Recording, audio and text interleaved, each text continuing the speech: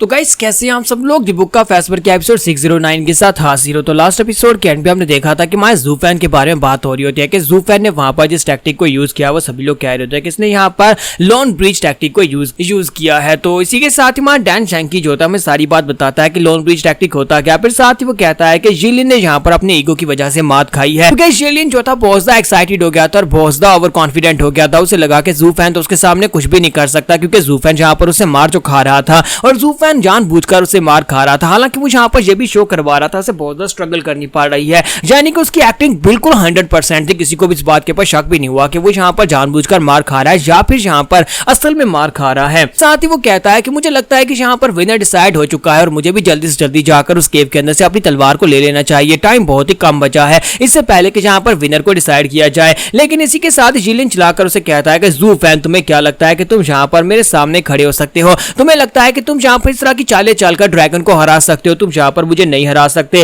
क्योंकि मैंने अभी तक यहाँ पर अपनी असली पावर को यूज नहीं किया। मेरे पास भी एक ट्रम्प कार्ड है जिसे मैं अभी यूज करने वाला हूँ। जबकि ज़ूफैन उसे कहता है कि तुम यहाँ पर जो कुछ भी कह रहे हो मैं सबको अच्छी तरह से समझ पा रहा हूँ, लेकिन यहाँ पर इस बैटल का नतीजा जो है वो पहले से डिसाइड हो चुका है कि मैं इस बैटल में जीतने वाला हूँ। और मुझे लगता है कि तुम्हें यहाँ पर इसे अपनी ईगो का मसला नहीं बनाना चाहिए। जहां तक कि मुझे लगता है कि तुम्हारा मास्टर ड्रैगन भी इस बात को समझ जाएगा अगर उसे पता चलेगा कि तुम यहाँ पर किसी ऐसे बंदे से हारे हो जिसके पास 3 सैक्रेड बीस्ट की पावर्स थी, क्योंकि ड्रैगन को भी इस बात का अच्छे से आइडिया है कि वो अकेला यहाँ पर 3 सैक्रेड बीस्ट का मुकाबला नहीं कर सकता। 3 सैक्रेड बीस्ट उससे ज्यादा पावरफुल होते हैं। तो जिलिन चलाकर उसे कहता है कि बकवास बंद करो, मेरा मास्टर जो है बहुत ज्यादा पावरफुल है। पहली बात तो यह है कि वो कभी भी यहाँ पर 3 सैक्रेड बीस्ट के साथ अकेले फाइट नहीं करेगा, क्योंकि उसे पता है कि वो इनसे ज्यादा स्ट्रॉन्गर है और अगर वो यहाँ पर बाकी के 4 सैक्रेड बीस्ट से भी अकेले फाइट करे तभी वो यहाँ पर उनसे जीत जाएगा। तुम्हारा ज़ूफैन उसे कहता है कि मुझे लगता है कि तुम्हारा दिमाग खराब हो गया, अब तुम यहाँ पर बस अपने पास से बातें बनाए जा रहे हो। तुम्हारा मास्टर यहाँ पर बाकी के 4 सैक्रेड बीस्ट से फाइट करे और यहाँ पर उसे पता भी हो कि वो जीत नहीं सकता, तो मुझे लगता है कि ड्रैगन एक बेवकूफ है।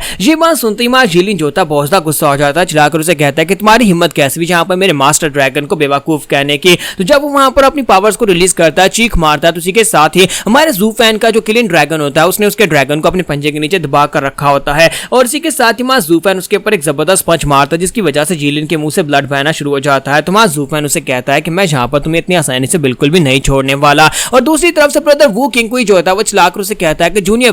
ब्रदर मेरी बात को ध्यान से सुनो, तुम्हें अपने आप को शांत करना होगा। ज़ूफैन जानबूझकर जहां पर तुम्हें गुस्सा दिला रहा है, वो इस तरह की बातें करके तुम्हारे मास्टर की इंसल्ट करके या फिर तुम्हारी इंसल्ट करके तुम्हें गुस्सा दिला रहा है ताकि तुम्हारा कंट्रोल जो है वो ड्रैगन के ऊपर से हट जाए और उसी वजह से वो यहाँ पर तुम्हारे पर अटैक किया जा रहा है। यही वजह है कि तुम यहाँ पर इससे हार रहे हो। तो ये बात सुनने के बाद जिलिन जो होता है वो अपने ब्रदर वू किंगकुई की तरफ देखता है और उसकी बात सुनने के बाद समझ आती है कि ये बात तो मुझे लगता है कि ये वाकई में सच है। ज़ूफैन फिर से यहाँ पर मुझे अपनी बातों में फंसा रहा है, यानी कि वो यहाँ पर फिर से कोई चाल चल रहा है। तो जिलिन चलाकर उसे कहता है कि ज़ूफैन तुम वाकई में एक बहुत ही घटिया इंसान हो, तुम यहाँ पर इस सैक्रेड फाइट के अंदर अपनी चालें कैसे चल सकते हो? हम दोनों सैक्रेड बीस्ट के इनहेरिटर्स हैं और हम दोनों को यहाँ पर इस तरह की चालें नहीं चलनी चाहिए। तुमने सैक्रेड बीस्ट का नाम खराब किया है। तो ज़ूफैन कहता है कि फाइट स्टार्ट होती मैंने तुम्हें एक बात कही थी, मैंने कहा था कि हम लोग इंसान है जो यहाँ पर फाइट कर रहे हैं, हम सैक्रेड बीस्ट नहीं है जो कि यहाँ पर रूल से फाइट करेंगे। हम लोग यहाँ पर जिस तरह चाहे उस तरह से फाइट कर सकते हैं और हर एक फाइट में डिसेप्शन तो होती है, यानी कि हर एक फाइट में धोखेबाजी जरूर होती है। तुम्हारे मास्टर ने कभी तुम्हें इस बारे में नहीं बताया कि जब भी कभी यहाँ पर फाइट करो तो सिर्फ और सिर्फ अपने पंचेस को नहीं बल्कि अपने दिमाग को भी यूज कर लिया करो, क्योंकि अपने दिमाग को यूज करके तुम फाइटिंग को भी अवॉइड कर सकते हो। तो जिलिन आगे से उसे गाली देता है और इसी के साथ ही उसका साथी जो होता है यानी ब्रदर वो होता है उसे कहता है कि जूनियर ब्रदर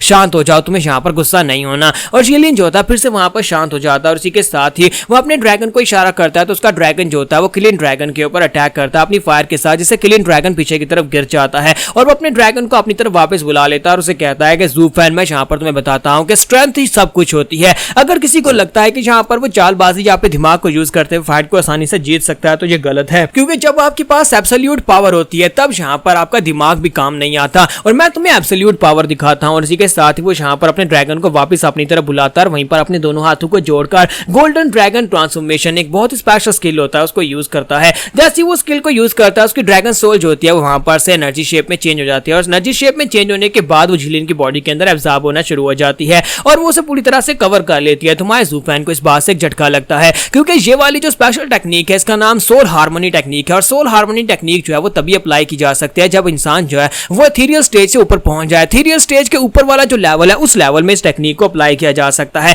जहां पर एक इंसान जो है वो अपनी सोल को अपनी बॉडी के साथ मर्ज कर सकता है और जहां पर जिलिन के हाथ जो होते हैं वो ड्रैगन के बन जाते हैं और साथ उसके सर के ऊपर सींग निकल आते हैं। और मास्टर पाइमी इस बात से बहुत ज्यादा हैरान होते हैं, जबकि ब्लैक बियर्ड भी सोच रहे होते हैं कि ऐसा कैसे हो सकता है, क्या इस लड़के ने इथेरियल स्टेज में रहते हुए सोल हार्मोनी स्टेज को अचीव कर लिया, इसी वजह से इसने यहाँ पर अपनी सोल को बॉडी से मर्ज कर लिया है। जबकि मास ज़ू फेन अब यहाँ पर हमें इसकी डिटेल बताता है कि जब कोई इंसान यहाँ पर अपनी सोल को बॉडी के साथ मर्ज कर लेता है तो उसे यहाँ पर फुल बॉडी प्रोटेक्शन मिल जाती है, यानी कि मैं चाहकर भी उसकी बॉडी को डिस्ट्रॉय नहीं कर पाऊंगा, उसकी सोल जो है उसे यहाँ पर बॉडी प्रोटेक्शन दे रही है और अब यहाँ पर वो दोनों के कैरेक्टरिस्टिक्स को खुद यूज कर सकता है, यानी कि अब यहाँ पर उसकी पावर बहुत ज्यादा बढ़ जाएगी। ज़ू फेन सोच रहा था कि मुझे तो लगा था कि मैं यहाँ पर इस फाइट को जीतने वाला हूँ, लेकिन अब मुझे लगता है कि हालात खराब हो गए हैं, कुछ ज्यादा ही खराब हो गए हैं। तो जिलियन उसे कहता है कि ज़ू फेन, क्या अब तुम्हें यहाँ पर पता चला, क्या अब तुम्हें यहाँ पर समझ आ रही है कि सिर्फ और सिर्फ एब्सोल्यूट स्ट्रेंथ ही यहाँ पर तुम्हें जिता सकती है। एक्रेड बीस्ट की बॉडी जो है वो हमेशा से सबसे बेस्ट होती है और ऊपर से अगर तुम्हारे पास डेसिमेटिंग ड्रैगन की बॉडी है जिसे तुम इंसान की बॉडी के अंदर ले आते हो,